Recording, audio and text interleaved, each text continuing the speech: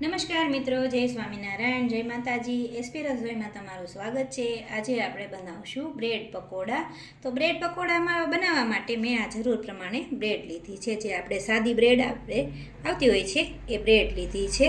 અને આપણે બ્રેડ પકોડા બનાવવા માટે પહેલાં આપણે સ્ટફિંગ એટલે કે મસાલો બનાવી લઈશું. તો મેં અહીંયા 250 ગ્રામ બટેટા લીધા છે, જેને આપણે આવી રીતે મેશ કરી લઈશું. જો આ બાફીને બટેટા લીધા છે એને આપણે આવી રીતે મેશ કરી લઈશું. આપણે આ પકોડાનો મસાલો બનાવવા માટે આપણે સ્ટફિંગ તૈયાર કરી લઈશું. આવી રીતે આપણે બટેટાને મેશ કરી લઈશું. હવે આપણે બટેટા જે છે એ આપણે મેશ કરી લીધા છે. એમાં આપણે મસાલા કરશું. તો આપણે આ મરચાંને ઝીણા ઝીણા સમારી લીધા છે આવી રીતે. તો આપણે આ 2 મરચાં ઝીણા ઝીણા સમારીને લીધા છે એ નાખી દઈશું. જરૂર પ્રમાણે આપણે એમાં મીઠું નાખશું. તો આપણે અડધી ચમચી એમાં મીઠું નાખી દઈશું.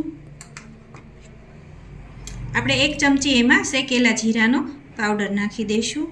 1 ચમચી આપણે ચાટ મસાલો નાખી દઈશું. એટલે આપણો જે મસાલો છે એ ખાટો મીઠો લાગશે. 1 ચમચી આપણે ધાણા જીરું નાખી દઈશું.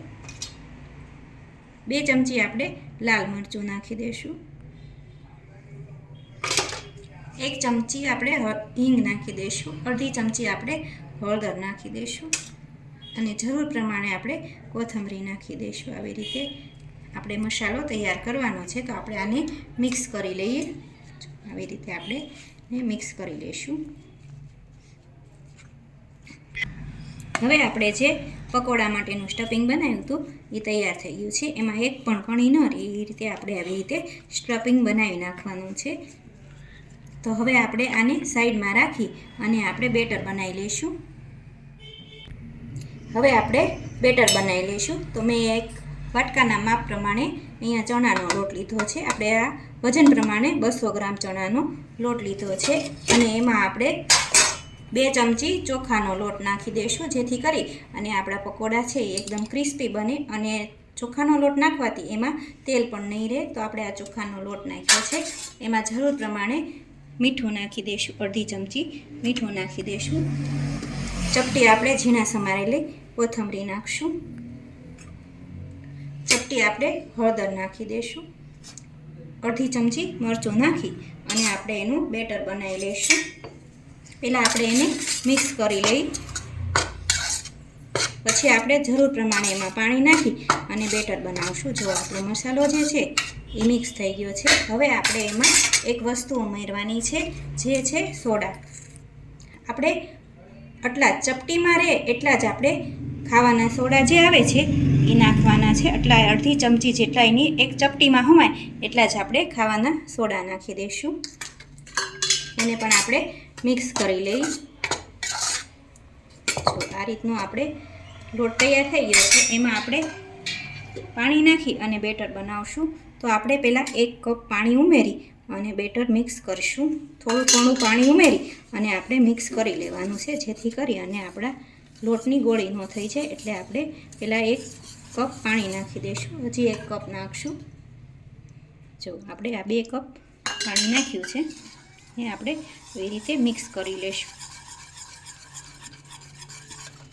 ધીમે ધીમે આવી રીતે આપણે બેટરને મિક્સ કરી લેવાનું છે. અને એમાં ગોળી ન પડે એટલે એક જ સાઈડ આપણે આવી રીતે ફેરવી અને બેટર બનાવી લેવાનું છે. આવી રીતે આપણું બેટર તૈયાર છે, એકદમ સરસ. તો આપણું બેટર પણ તૈયાર છે. હવે આપણે ચટણી બનાવી લઈશું. લીલા ધાણાની ચટણી બનાવશું, જે આપણે પકોડામાં યુઝ કરવાની છે. તો આપણું બેટર પણ તૈયાર છે. જો આપણું બેટર જે છે એ આવી રીતનું આપણે બનાવવાનું છે. બહુ પાતળું નહીં અને બહુ જાડું નહીં. આપણું આ રીતનું બેટર તૈયાર છે. તો આપણા 2 મસાલા જે છે એ તૈયાર છે. સ્ટફિંગ અને બેટર બંને તૈયાર છે. હવે આપણે ચટણી બનાવી લઈશું. તો મેં આ લીલા ધાણા છે એ આપણે દાંડી સહિત જ લીધા છે. તો આપણે આ લીલા ધાણા લઈશું. એમાં આપણે 2 નંગ લીલા મરચાં લીધા છે, જે તીખા આવે છે એ લીલા મરચાં લીધા છે. 1 આદુનો ટુકડો લેશું અને 8 થી 10 કળી આપણે લસણની લેશું. અડધી ચમચી આપણે મીઠું નાખી દઈશું. અને આપણે શેકેલો જીરાનો પાવડર આવે છે એ નાખી દઈશું. હવે આપણે એમાં અડધો લીંબુનો ઉપયોગ કરી અને ખાટી મીઠી ચટણી બનાવી લઈશું. તો આપણે એમાં અડધું લીંબુ નાખી દઈએ અને 2 ચમચી જેટલું એમાં પાણી નાખી અને આપણે ચટણી બનાવી લઈએ. હવે આપણી જે ગ્રીન ચટણી બનાવી હતી એ તૈયાર છે. આપણે એને એક વાટકામાં લઈ લઈશું. આપણી આ જે ચટણી છે એને આપણે ઘાટી જ રાખી છે, કેમ કે આપણે એને બ્રેડમાં યુઝ કરવાની છે. તો આપણી આ ચટણી છે એ પણ તૈયાર છે. હવે આપણે એક બ્રેડ ઉપર ગ્રીન ચટણી લગાવી દઈશું. જો આવી રીતે આપણે બ્રેડ ઉપર ગ્રીન ચટણી લગાવી દેવાની છે. જો આપણે આવી રીતે એક બ્રેડ ઉપર ગ્રીન ચટણી લગાવવાની છે અને બીજા બ્રેડ ઉપર આપણે આ જે ટમેટા સોસ આવે છે એ આપણે ટમેટા સોસ લગાવી દેવાનું છે. એટલે જેથી આપણી જે આ બ્રેડ પકોડા છે એ એકદમ સરસ અને ટેસ્ટી બનશે. તો આપણે આવી રીતે બંને બ્રેડ ઉપર લગાવી દીધું છે. હવે આપણે એની ઉપર મસાલો લગાવશું. તમે ગમે એક બ્રેડ ઉપર તમે આવી રીતે મસાલો લગાવી દેજો.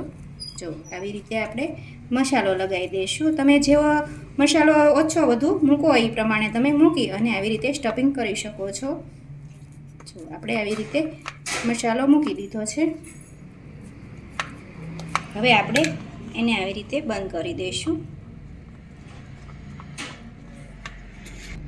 હવે આપણે આ બ્રેડ જે છે એમાં આવી રીતે કટ લગાવી દેવાનું છે. પકોડાનું જે આપણે કટ લગાવતા હોય છે એ આવી રીતે કટ લગાવી દેવાનું છે. જો તમે બંને સાઈડ કેટલો સરસ મસાલો બતાવી રહ્યો છે. હવે આપણે એને બેટરમાં બોળી અને તળી લઈશું. આપણે તેલ પણ ગરમ મૂકી દીધું છે. તો જો એક વખત બેટરને આપણે આવી રીતે હલાવી લેવાનું અને એમાં ડીપ કરી અને આપણે પકોડાને તળી લેવાના છે. આવી રીતે આમ મૂકી બહુ ઝાઝી વાર એને રહેવા નહીં દેવાના. આવી રીતે મસાલો લગાવી અને આપણે એને તળી લેવાના છે.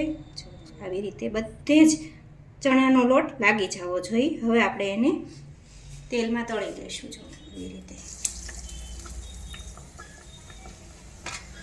આપણે બીજું પણ આવી રીતે મસાલો લગાવી અને એને તળી લઈશું. જો આવી રીતે આ રીતનું આપણું બેટર હોય એટલે આપણા પકોડા જે છે એ એકદમ સરસ લાગે છે. ચમચીમાંથી આપણે લઈ લઈએ. હવે આપણે બીજું પણ મૂકી દઈશું. જો આવી રીતે આપણે મૂકી અને તળી લેવાનું છે. ધીમા ગેસે અંદર ઠેઠ ચડી જાય એટલા માટે આપણે એને ધીમો ગેસ જ રહેવા દેવાનો છે. તો આપણે ધીમા તાપે એને ચડવા દેવાના છે. એક સાઈડ ચડાઈ જાય પછી આપણે બીજી સાઈડ આપણે એને તળી લઈશું. જો રીતે એક સાઈડ આપણે તળાય પછી બીજી સાઈડ આપણે એને ફેરવવાના છે. નહીંતર આપણું બેટર છે એ રેડાઈ જશે. તો આપણે એને એક સાઈડ તળાવવા દઈશું પછી આપણે એને બીજી સાઈડ ફેરવી લઈશું. તો જો આપણે આવી રીતે તળાઈ ગયું છે એને આપણે ફેરવી લઈશું. આપણે જો આ બીજું પકોડું છે એને પણ આપણે ફેરવી લઈશું આવી રીતે. બે સાઈડ ક્રિસ્પી તળાઈ જાય છે. આ પકોડા જે છે એ નાના બાળકોને ભાવે છે અને આ જે શિયાળામાં ખવાય છે અને ચોમાસામાં પણ ખવાય છે એવા આ પકોડા જે છે એ આપણને બહુ ટેસ્ટી લાગતા હોય. તો આ પકોડા જે છે એ બધાને ભાવતા હોય છે. તો આપણે આવી રીતે બધા જ પકોડાને તળી લેવાના છે. જો આવા બ્રાઉન કલરના થાય ત્યાં સુધી આપણે તળી લેવાના છે. અને આપણે એમાં ચોખાનો લોટ નાખ્યો છે જેથી કરી અને એમાં તેલ પણ નહીં રહે એવા આપણા ટેસ્ટી પકોડા બનવાના છે. હવે જો આપણા પકોડા છે એ એકદમ ક્રિસ્પી તળાઈને રેડી થઈ ગયા છે. તો આપણે એને બહાર લઈ લઈશું. આપણે જો એકદમ ક્રિસ્પી અને આમાં તેલ પણ નહીં રહે. તો હવે આપણે આ પકોડા બની ગયા છે. હવે આપણે બાળકો માટેના મસાલા બ્રેડ બનાવશું. તો જો આપણે આ પકોડા રેડી થઈ ગયા છે. હવે જે આપણે આ બ્રેડ આવે છે એને આપણે 4 ભાગમાં આવી રીતે કટ કરી લીધી છે. હવે આપણે નાના બાળકો માટે આ બ્રેડને આમાં ડીપ કરી અને તળી લઈશું. જો આવી રીતે ખાલી મસાલાવાળી જ બ્રેડ આપણે તળવાની છે. તો આપણે એને તળી લઈશું તેલમાં. આવી રીતે આપણે એક બ્રેડના 4 ટુકડા કરી અને મસાલાવાળી જ બ્રેડ બનાવી છે. જે છોકરાને આપણે નાસ્તામાં પણ આપી શકીએ, ટિફિનમાં પણ આપી શકીએ એવી આપણે આ બ્રેડ બનાવી છે. જો આવી રીતે આપણે ચમચીથી મૂકી દેવાની છે. તો આ બ્રેડ છે એ નાના બાળકો માટે વધારે સારી હોય છે. તો આપણે આવી બ્રેડ બનાવી અને એના ટિફિનમાં પણ આપણે આપી શકીએ છીએ.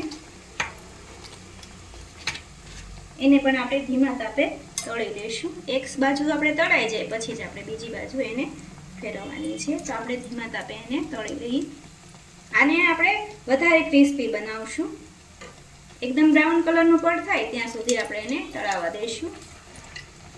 જો એકદમ સરસ તળાઈ જાય એ રીતનું આપણે આવી રીતે તળી લેવાનું છે.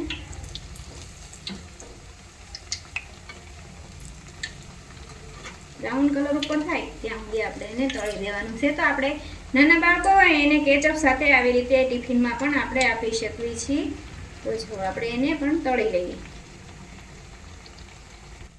તો જો આપણે નાના બાળકો માટે પણ નાસ્તો તૈયાર છે. તો આને આપણે કેચઅપ સાથે સર્વ કરશું.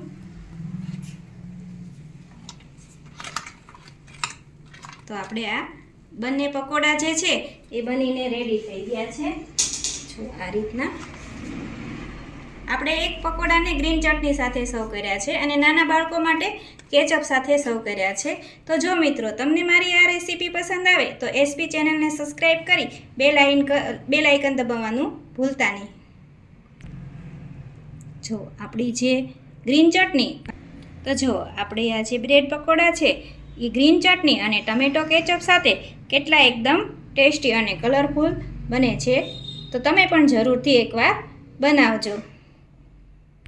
તો તૈયાર છે આપણા બ્રેડ પકોડા.